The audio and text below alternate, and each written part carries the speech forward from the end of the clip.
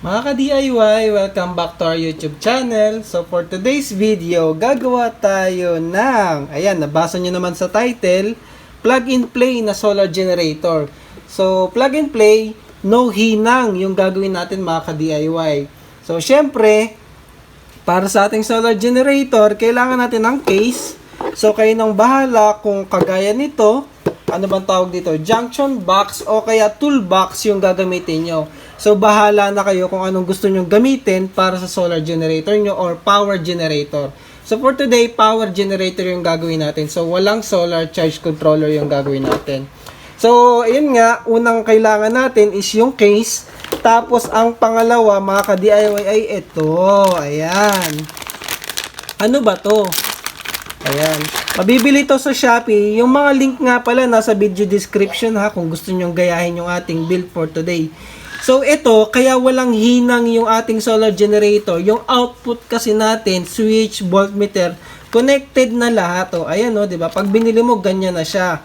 Meron pa siyang fuse dito mga ka-DIY sa positive. Tapos yung negative line natin, o, diba? Ganun lang siya kadali. Ito na yung output ng ating solar generator. Siyempre, kailangan natin ng battery. Ayan, courtesy of DIY Pinoy. Thank you for sponsoring this video. So, eto, sample lang to. 4S 2P na battery pack. Pero meron din si DIY Pinoy sa shop po namin na 4S 3P, 4S 4P, 4S 4P. So, ito, sample lang para lang dito sa project na to para magkasya. Gumawa ako ng 4S 2P. So, nabibili to sa shop namin. Buo na siya. May BMS na mga ka-DIY. Tapos, may wire na lang siya. Output wire. So, kung hindi kayo sa shop namin bibili, nasa link sa baba, pwede rin naman sa ibang shop. Basta yung bibili nyong battery, ikakabit na lang or may wire na mga ka-DIY. Kasi nga, solderless yung gagawin natin. Plug and play lang na solar generator. So, anong unang step na gagawin natin is, syempre, butasan natin yung ating enclosure or case. Ito, kagaya dito sa video na to. Ayan, drill lang yung ginamit ko, mga ka-DIY. And then, yun, diskarte nyo na kung paano nyo bubutasan. Kung anong available na tools nyo, kahit drill lang, pwede. So, yun, pag nabutas nyo, ito na siya, mga ka-DIY. O, ayan, di ba? Ang kailangan lang naman natin is maipasok yung ating output panel. O, ayan, o, di ba? Swak na swak, parang sinukat, mga ka-DIY. And then, ito, may kasama tong screw. I-screw lang natin, ayan. I-screw lang natin yung ating output, mga ka-DIY. So, yung ano nga ba yung mga output niya dito, ito pala is 12 volt socket, voltmeter, tapos USB, tapos switch niya mga ka-DIY. So, dito, pwede mong isaksak yung inverter o kaya iba pang DC load dyan mga ka-DIY. So, ayan, itornilyo natin. Plug and play, ganito kadali gumawa ng solar generator mga ka-DIY. AST, power generator mga ka-DIY, ganito kadali. Pero kung gusto mo to gawing solar generator, napakadali lang din naman. Gagamit ka lang ng PWM controller. Ayan. Kakabit lang natin yung tornilyo para fix na siya at hindi gagalaw.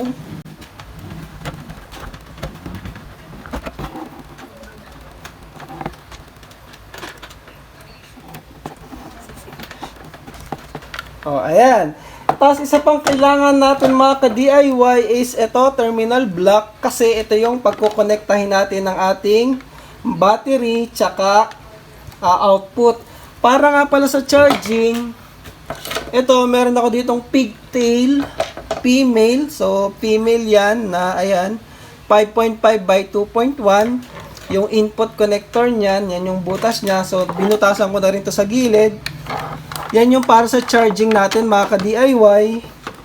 Diskarte nyo rin kung anong gusto nyong charging. Ako ganito na lang para madali lang. Pwede nga rin dito may i-charge eh, 'di ba? Rekta, isang port lang. Pero ako iniwalay ko na lang para mas maganda naman tingnan.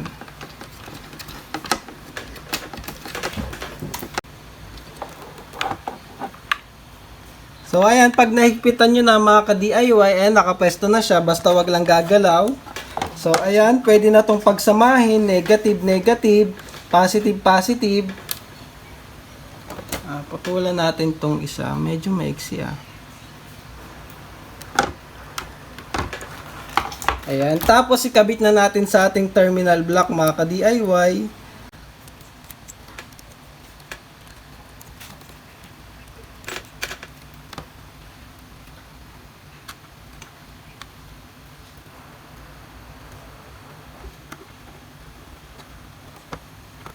Ayan, pag nakabit mo na yung negative, yung positive naman mga ka-DIY.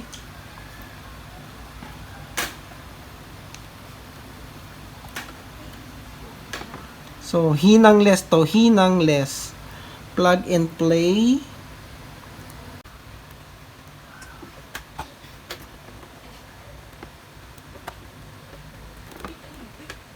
So, ayan, connected na mga ka-DIY. Next naman natin na ikakabit ay yung battery.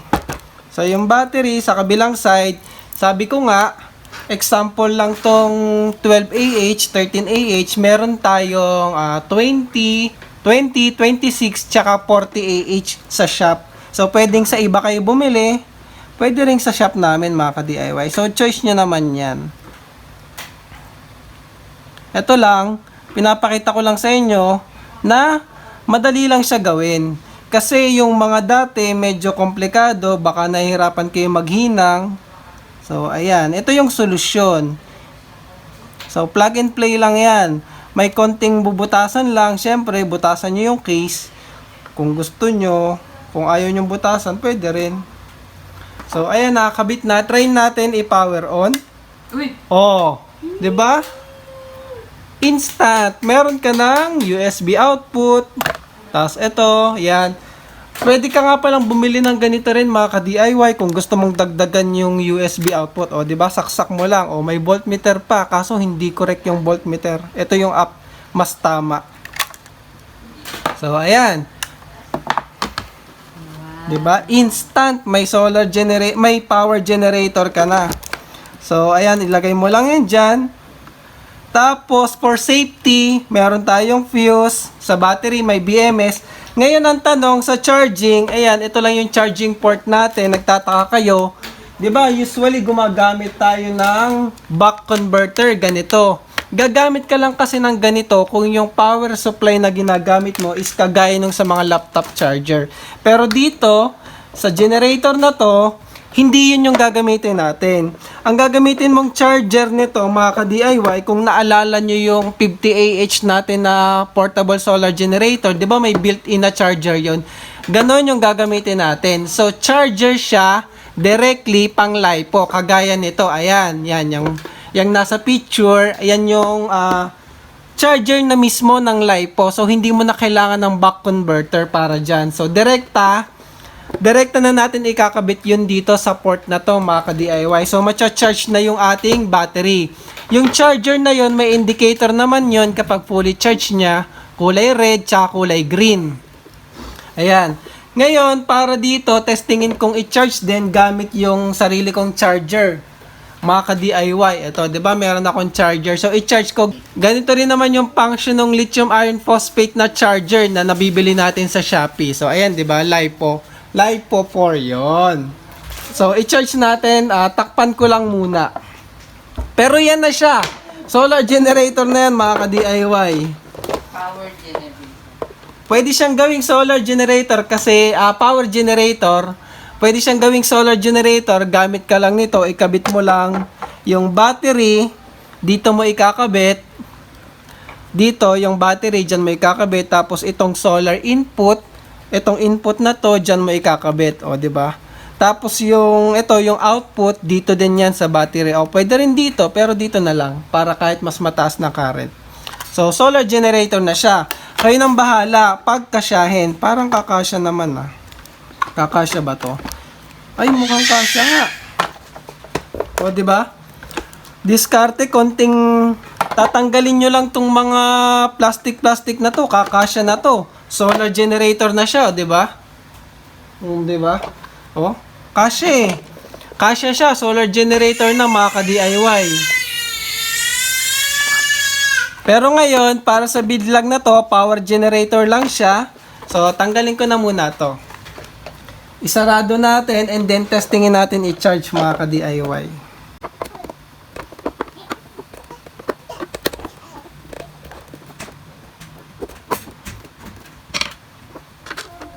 Yung size nga pala ng case na to, baka maitanong nyo is, ayan, 200 by 155 by 80 mm.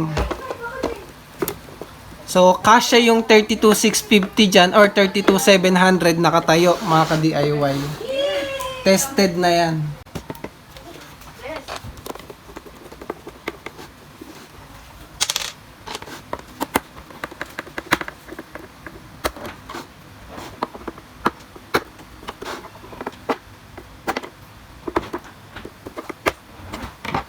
So, ayan. Tapos na yung ating power generator, mga ka-DIY. I-on natin. O, diba? Nag-on naman siya. Try natin kabitan yung socket ng inverter, mga ka-DIY. Ito, meron ako ditong U-bow na inverter. Available. Available sa shop. DIY Pinoy Shop. So, pwede nyo tong gamitin sa mga laptop, mga ka-DIY.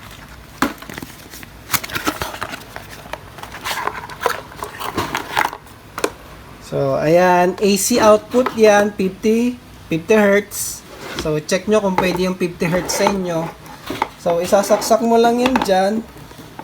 O, ayan. So, pwede mo nang isaksak yung laptop mo, mga ka-DIY. Try nga natin ngayon. Huwag na, okay na yan. So, ayan, 220 volts yan, mga ka-DIY. Tapos, kapag mag-charge ka ng cellphone, ayan, pwede nating itry. So, testingin natin yung output.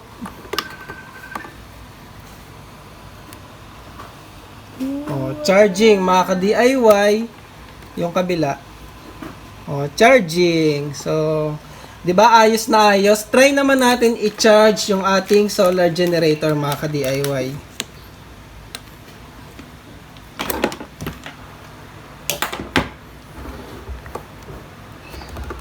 Yan. So, yung charging port natin dito. So, ayan, try natin gamitin yung charger ko, mga ka-DIY. So, nakaset na yan ng LiPo4. Isaksak lang natin dito. So, ayun. Charging na siya, mga ka-DIY. Nakikita nyo naman, gumagalaw na yung charging indicator natin. Kapag yung binili nyo is itong charger na to, ayan, wala man siyang ganitong screen, nagkukulay red naman yon kapag charging kasi may ilaw yon. Kapag fully charged na yung generator, nagiging kulay green. So, ayun. So, ganyan lang kadali gumawa ng power generator, mga ka-DIY / solar generator. So, ayun. So, nasa dulo ka na ng video na to, mga ka-DIY. Meron akong good news para sa'yo. Pinapamigay po namin itong napakagandang solar generator na to, battery power generator. Alam nyo na kung paano. Comment nyo lang yung Facebook profile nyo, isang comment lang, isang profile lang, pwede sa'yo, pwede sa nanay mo, pwede sa tatay mo, or sa anak mo, basta isang account per comment, isang Facebook lang din, and then i-share mo lang tong video na to sa timeline mo in public, and magtag ka lang ng 5 katao, mga ka-DIY. So, makakatulong yan sa pag-grow ng ating YouTube channel. And then, yun lang. By next week, i-announce natin kung sino yung mananalo ng solar or power generator na to, mga ka-DIY. So, thank you for watching. Please don't forget to subscribe. Nawala tuloy. Please don't forget to like, share, comment, and subscribe, mga ka-DIY. Bye!